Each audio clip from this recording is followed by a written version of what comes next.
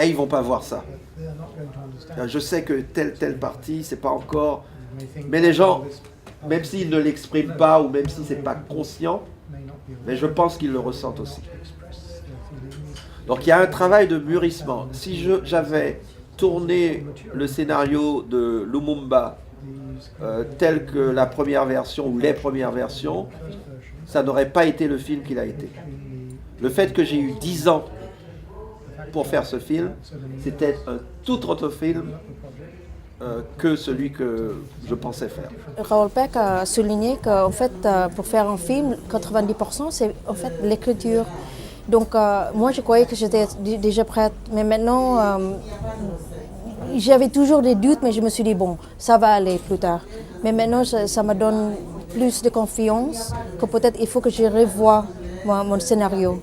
Et ça va, parce que ça va être mieux en fait. J'ai pris soin de ne pas leur cacher la réalité de ces métiers, que ce soit celui de producteur ou celui de réalisateur, voire de scénariste. Et que le cinéma peut être fascinant.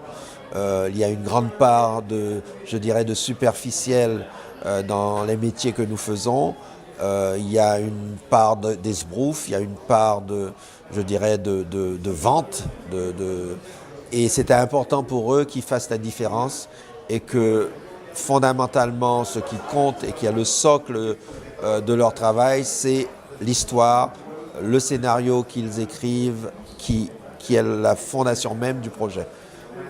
Donc nos conversations ont beaucoup tourné autour de ça. Il est de documentaire, il est aussi de la fiction, il maîtrise ces deux outils et il y a des films où on a l'impression qu'il passe facilement d'un style à un autre avec une certaine subtilité qui est vraiment intéressant, quoi. Et moi venant du documentaire particulièrement, moi ça me mystifie vraiment, quoi, sa façon de... Même une fiction, l'archive, il y a des archives qui commencent avec un ton de documentaire et ça souvent c'est très bien, quoi. Moi j'ai adoré cette façon et l'écouter avec sa façon de donner sa façon de comment il est arrivé, comment il a fait, ça nous inspire tous parce qu'on veut emboîter réellement ses pas, quoi. Hein.